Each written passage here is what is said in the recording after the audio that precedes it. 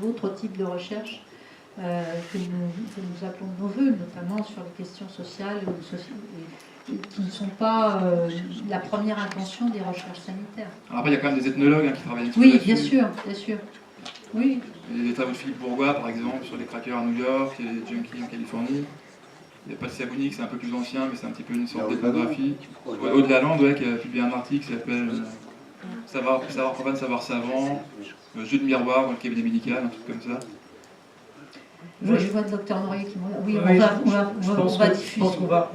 Non, et puis on va probablement... Moi, j'ai essayé de creuser la question, parce qu'on a une unité, on doit monter en région centre, on l'a toujours pas, depuis 2011, on devrait l'avoir depuis 2011, une unité de recours, ce qu'on appelle de niveau 3, donc pour la prise en charge de cas complexes, qui intègre à la fois de la recherche et de l'enseignement. Donc c'est chapeauté par le professeur Nicolas Ballon, qui a un PUPH du CHRU de Tours, qui travaille déjà avec la fédération. Donc on est dans une démarche là, de décloisonnement entre le médico-social, le sanitaire, et comme l'avait rappelé le docteur Dumay tout à l'heure, notre directrice de la santé publique et environnementale, on est aussi dans une démarche de décloisonnement entre les différentes institutions, c'est-à-dire la médecine n'est plus centrale, elle devient un des éléments, pas forcément d'ailleurs le plus important quantitativement, en tout cas sur les travaux à mener, on a aussi du logement, on a l'éducation, etc. Donc moi je vais en discuter avec Nicolas Ballon pour que d'abord on arrive tous ensemble à monter, à faire naître cette unité de niveau 3 là, qui nous manque cruellement, et pour effectivement avancer des recherches qui soient beaucoup plus larges et qui intègrent de bien meilleure façon que ça n'est fait actuellement toutes les problématiques que vous menez. C'est un petit peu la suite de ce travail que j'ai commencé à Paris 8 et que je continue à l'EHESS. C'est que je vais aussi m'appuyer, donc je participe également à une enquête qui est menée par Marie Geoffrey Roustide, donc de l'INSERM, et qui s'appuie précisément sur l'accompagnement à l'injection, la manière du coup, dont les savoirs sont mis en discussion avec les professionnels, se construisent ou s'enrichissent mutuellement, se co-construisent. Et on sait qu'on va essayer dans cette recherche-là, qui a déjà commencé, mais qui va continuer encore sur 2 ans. Donc il y a une partie qui se passe à la salle de conso, mais aussi dans d'autres sites où ils font de l'éducation à l'injection. Et l'idée, c'est d'apporter une dimension autre que sanitaire et médicale, justement pour mettre un peu en relief d'autres types de savoirs profanes que ceux qui sont strictement sanitaires. Mais je souhaite également plus de travaux là-dessus. Savoir profane, ça pourrait être un titre de regard croisé. On ne sait pas. Ouais. La prochaine fois.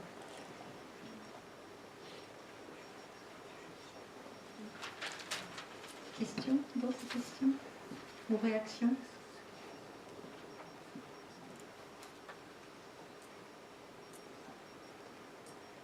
Patrick, qu'on a un peu arrêté tout à l'heure, est-ce que ça a évoqué des points que tu n'avais pas eu le temps d'aborder, ou est-ce que tu as une réaction? Tu nous rejoins?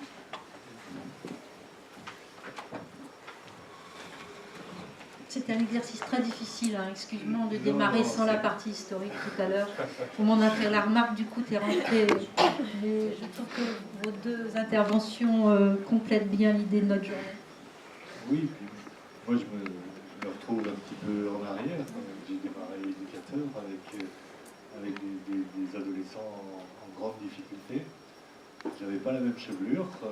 Tu l'as colorée depuis. Hein, tu l'as recolorée depuis. Ouais. J'ai laissé pousser et puis recoloré. Je l'ai fait pour l'occasion. C'est beau. Justement, j'avais demandé l'adresse de votre coiffeur pour des fois qu'il fait. Je vais faire des essais, donc je vais voir si ça marche. Non, plus sérieusement, l'itinéraire est intéressant. Donc vous voyez que vous avez un boulevard devant vous pour devenir président du NIONS dans quelques temps.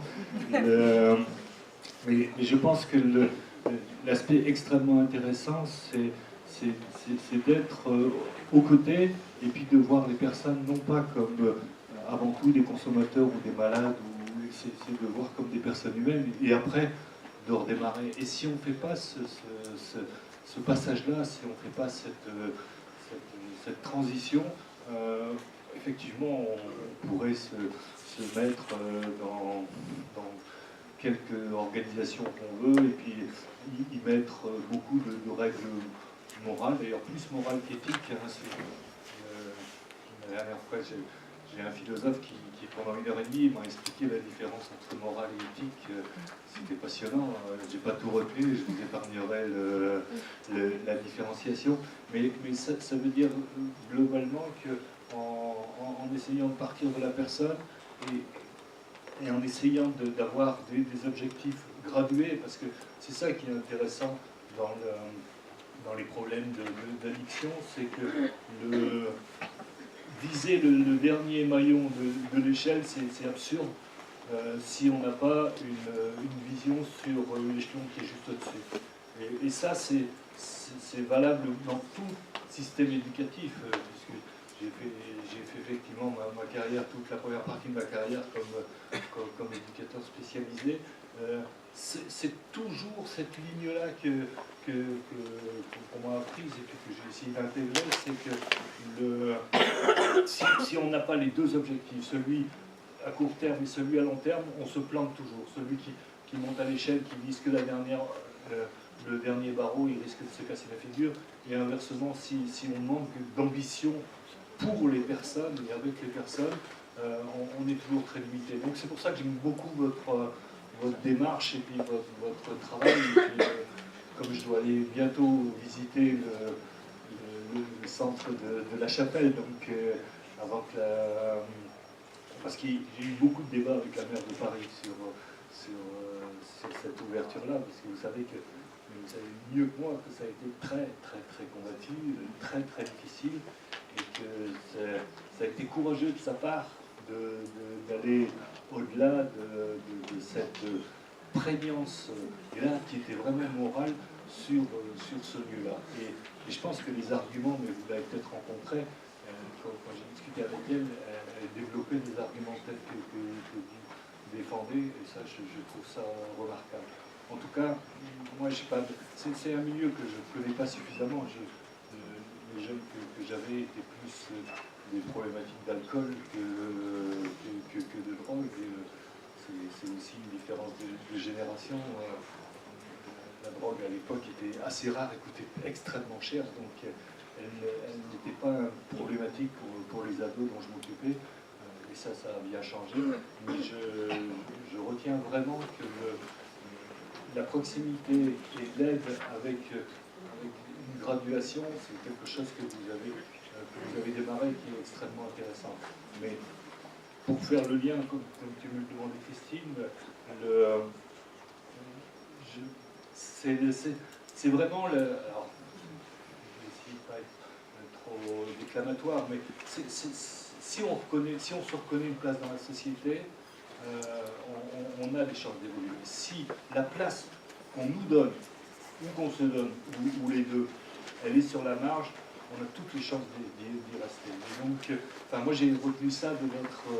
je ne sais pas si j'ai bien traduit ce que vous dites, si j'ai bien interprété, mais j'ai trouvé que c'était exactement ce que vous développez. C'est-à-dire, si on les reconnaît autrement que comme les drogués, si on sait reconnaître leurs valeurs, leur savoir-faire, leurs compétences, sans négliger leurs problématiques, on est déjà en train de les réintégrer dans la société. Je me trompe? Non, c'est tout à fait ça, et du coup, je pense qu'après, c'est comme les salles de conso, c'est juste une partie de l'éventail des outils et des dispositifs, même que les carus, que les clapas, et qui font partie d'un continuum entre la réduction de risque et le soin, avec tout un tas de dispositifs intermédiaires. Et pour avoir été un peu méfiant de mainmise de l'addictologie progressivement, petit à petit, maintenant je crois réellement un continuum entre les deux, oui. Entre la réduction de risque et le soin. Et que la première marche, peut-être, c'est la salle de conso et les carutes, pour ensuite, parce que vous parlez d'échelle, voilà, step by step. Avec des allers-retours un petit peu, Voilà, des tentatives, des recherches, des expérimentations, puis petit à petit des choses qui évoluent. C'est vrai que tant qu'on ne reconnaîtra pas ces formes de savoir-faire et reconnaître ces personnes en tant que telles, c'est très compliqué du coup de... Et votre analyse de ceux qui ne viennent pas, ça veut dire qu'ils sont très en amont de ce niveau-là, ou c'est qu'on n'a pas été les chercher, fait ceux qui en font un choix délibéré, pas un choix contraint. C'est un choix, des fois, elle est très, surtout en dépendance, elle est très aléatoire. Mais comment vous analysez ou comment vous faites pour ceux qui ne sont pas encore à cette démarche-là, qu'on pourrait déjà penser comme un échelon ou comme un barreau de progression? Mais ça, c'est encore tôt pour le dire, vu qu'on a ouvert il y a moins de 2 mois. Et en même temps, on est déjà quand même à 450 personnes inscrites. En moins de 2 mois, c'est quand même beaucoup de monde. Ouais. Parce qu'il faut quand même les inclure. La première inclusion, ça prend quand même 20 minutes. Il faut faire le règlement, faire signer un contrat, faire un entretien, faire une sorte de questionnaire qui va nous servir ensuite à évaluer à la fois les situations de la personne quand elle arrive, et ensuite de manière statistique, on le refera dans 6 mois et dans 1 an pour évaluer le dispositif, voir si la salle a un impact sur les prises de risque, sur la situation sociale des personnes, en termes de logement, en termes d'accès aux droits, d'accès aux soins. Mais après, ceux qui ne viennent pas, c'est encore dur de savoir pourquoi ils ne viennent pas. Donc nous, on fait des maraudes le matin, lorsque la salle est fermée, parce qu'on n'est ouvert que de 13h30 à 20h30, pour des raisons budgétaires, tout simplement. Mais effectivement, il y a des gens pour qui les horaires ne conviennent pas. Ça, j'ai pas de réponse en fait, je pense que c'est assez variable. Et nous, on essaie en tout cas d'aller vers eux pour les convaincre de venir.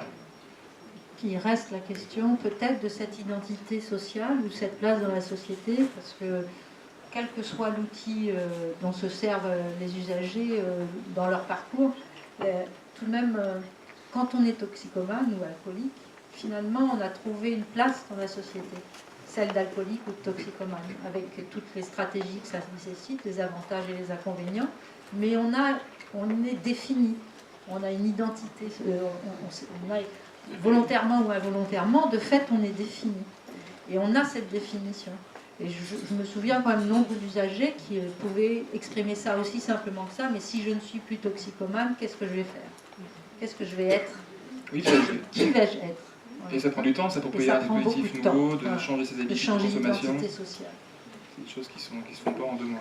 Ouais. On aura peut-être la réponse d'ici 1 an. On a 6 ans pour expérimenter. Donc... Oui.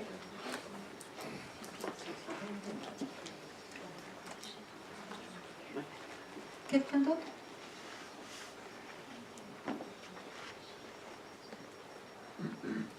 Oui. Bobby. Tu te présentes, Bobby? Bernard Bertrand, donc je suis directeur d'une association à Bourges qui gère donc un carreau avec sapin. Je voudrais juste revenir un peu sur les termes jeu et le savoir des usagers. En fait, la réduction des risques s'est construite autour du savoir des usagers. C'est-à-dire que les règles du jeu, pendant longtemps, ont été modifiées, où l'usager avait le savoir, le professionnel ne l'avait pas. Et c'est parce qu'il y a eu ce changement des règles du jeu que la réduction du risque a eu un succès en France. Ce n'était pas dans les écoles d'éducateurs qu'on apprenait l'usage de drogue, on ne l'apprend toujours pas. Toujours pas. Voilà. C'est parce que les usagers avaient ce savoir que les professionnels ont pu apprendre, adapter après les discours, mais c'est l'autosupport, ce qu'on a appelé l'autosupport, qui a permis le succès de la réduction des risques en France, qui on a un peu perdu aujourd'hui, puisque les règles du jeu ont encore changé avec justement l'introduction de la réduction des risques dans la loi, même si on s'est battu pour, ça a entraîné un changement des règles du jeu, où finalement les professionnels ont pris les règles à leur compte, et les usagers finalement est redevenu usager, parce que pendant longtemps on pouvait dans les structures embaucher donc des usagers soient salariés. Aujourd'hui c'est de plus en plus compliqué parce qu'il faut qu'ils soient éducateurs, il faut qu'ils soient diplômés, on va dire comme on dit, pour pouvoir être salariés. Donc on est revenu dans en fait le système social a repris le dessus sur ce qui a fait le succès de la réduction des risques. Ouais. Oui, mais je suis complètement d'accord, c'est un peu ce que je disais sur une forme de dépossession. Parce qu'au départ, effectivement, c'est l'autosupport, les assauts les démarches communautaires, et quelques médecins courageux aussi quand même, il y en avait quelques-uns. Et c'est vrai que du coup, maintenant, aujourd'hui, avec l'institutionnalisation de la réduction des risques, la médicalisation de tout ça, la professionnalisation, et paradoxalement, c'est cette médicalisation qui a fait que le dispositif a pu être scellé dans la loi. Mais oui, je suis complètement d'accord que aujourd'hui, quand on n'est pas diplômé éducateur, moi je ne suis pas, j'ai été embauché à une époque, on pouvait encore embaucher des éducateurs non diplômés. Et maintenant, les tutelles demandent à ce que ça soit des éducs diplômés qui sortent d'école. et qui effectivement, en Mais école d'éduc, il y en a des plus intelligents que on d'autres. n'apprend pas la réduction des risques. Il y en a des plus intelligents que d'autres de tutelle des autorités de tarification. Oui, oui. Mais il faut quand même dire que la réduction des risques a eu aussi une reconnaissance, et en effet parce qu'elle a été extrêmement efficace. C'est une politique, c'est devenu une politique de santé publique parce qu'elle a démontré son efficacité sanitaire, pour commencer sur les maladies infectieuses, et puis ensuite pas que sanitaire. Et puis il y avait aussi les personnes qui étaient malades du sida, qui, avec l'autosupport sida, ont démontré que ont intégré dans le système de santé français réellement la place de l'usager. Tout ça a été un peu concomitant. Je ne sais pas s'il faut regretter ou pas regretter. Je pense qu'il faut regretter. En tous les cas, ce qui est sûr, c'est qu'il faut être vigilant à ne pas perdre ces savoirs profanes, à ne pas redistancier ou recasser le continuum sur lequel on est de plus en plus tous d'accord. Sans tout confondre, tout n'est pas dans tout, mais il faut absolument pouvoir laisser une place à ces propositions des usagers, comme on a parlé des propositions des associations tout à l'heure. Il faut vraiment qu'on soit capable de rester ouvert et de savoir qu'on a toujours à apprendre de l'autre, et surtout lui sache qu'il a toujours à apprendre aux autres. Lui sache qu'il a toujours à apprendre.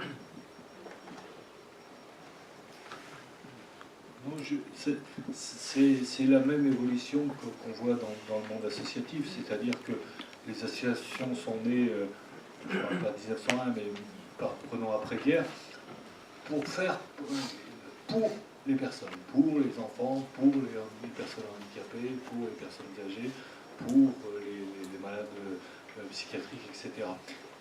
C'était indispensable. Moi, je ne rejette pas la pierre, bien au contraire, sur les pionniers, mais on a senti au bout de quelques décennies que ce n'était pas suffisant de faire pour. Donc on est passé il y a une vingtaine d'années à essayer de faire avec, plus en notion d'accompagnement, de ne pas être en système descendant. Et les associations ont fait cette révolution, y compris les grandes associations caritatives, je pense Secours catholique, Secours populaire, l'entraide protestante. Ils ont aussi fait cette évolution-là, alors que ça pouvait être un marqueur très, très important, y compris du lien avec les origines religieuses qui étaient marquées. Et puis je pense que on arrive, et c'est votre remarque qui m'y fait penser, on arrive vraiment à la troisième phase du monde associatif, qui est comment on va faire ensemble, c'est-à-dire y compris dans la gouvernance. C'est encore très très peu introduit le fait que la parole de l'usager, que la parole des personnes accompagnées soit intégrée dans le processus, dans le décisionnel. Il y a encore très peu de conseils d'administration qui ont laissé des places, et je pense que il y a encore peu de colloques où il y a une place qui est un peu, j'allais dire, à la parole de la personne. Et ça, il faut vraiment qu'on évolue. Mais comme je le disais, pas en démagogie, en pédagogie. Je parlais de la démocratie, de la définition de Socrate sur la démocratie, ou celle de Platon, qui expliquait bien que c'est avec de l'accompagnement, avec de la pédagogie qu'on fait prendre. Il ne faut pas que ce soit la personne caution. Et puis il faut lui dire aussi qu'elle a tort des fois. C'est pas parce que c'est la parole de l'usager que cette parole elle est sacrée, puisqu'on parlait de profane. Elle n'est pas plus sacrée que l'autre parole. Par contre, elle a autant de valeur.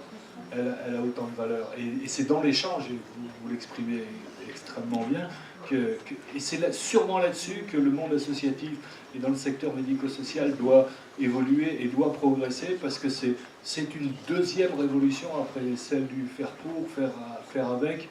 Maintenant, il faut faire ensemble à tous les niveaux, et c'est vraiment un challenge très intéressant, et pour ça, moi, je vous remercie de votre témoignage, et puis ça me remet un petit peu de baume au cœur d'une profession d'éducateur qui, des fois, c'est un peu éloigné de ses origines et de sa militance, et ça me rassure. Donc merci de ces témoignages.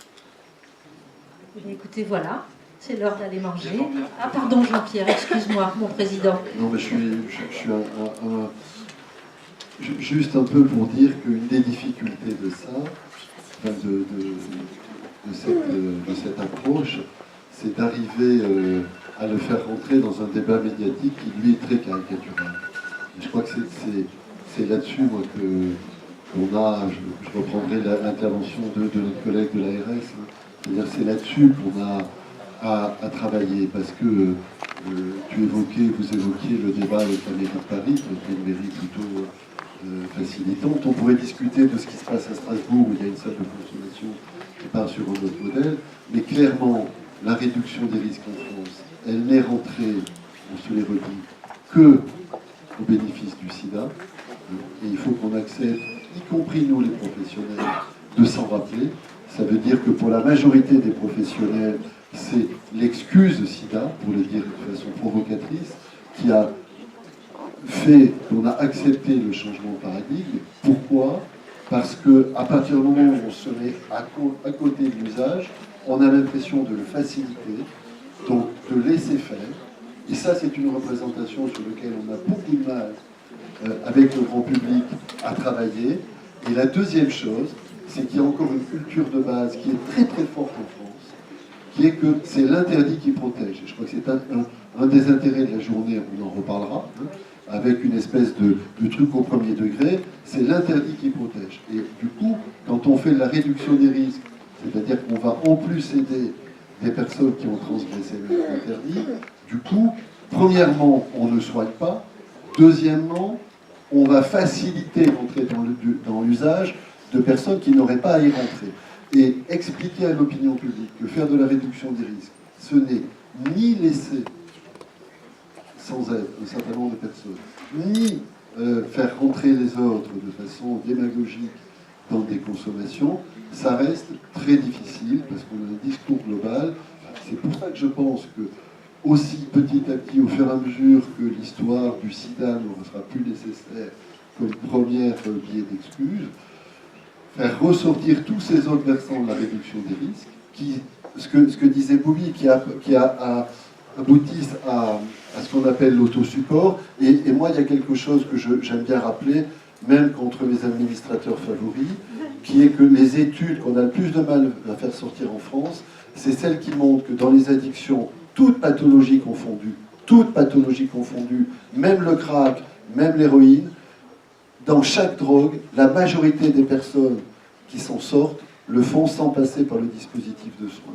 C'est les autoparcours que les personnes construisent qui sont les plus thérapeutiques, même dans les drogues les plus addictogènes.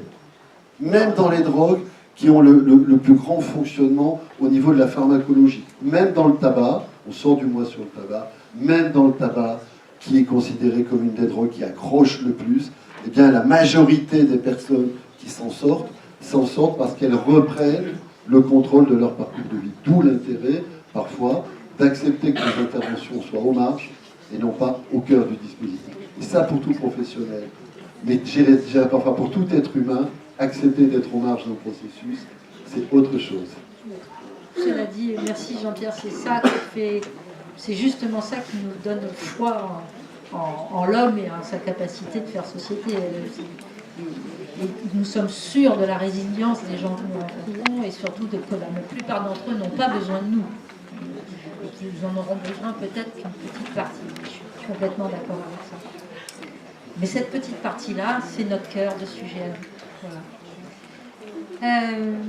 On s'en arrête là. Merci beaucoup Mathieu Herrera, c'était formidable. On ne va pas revenir.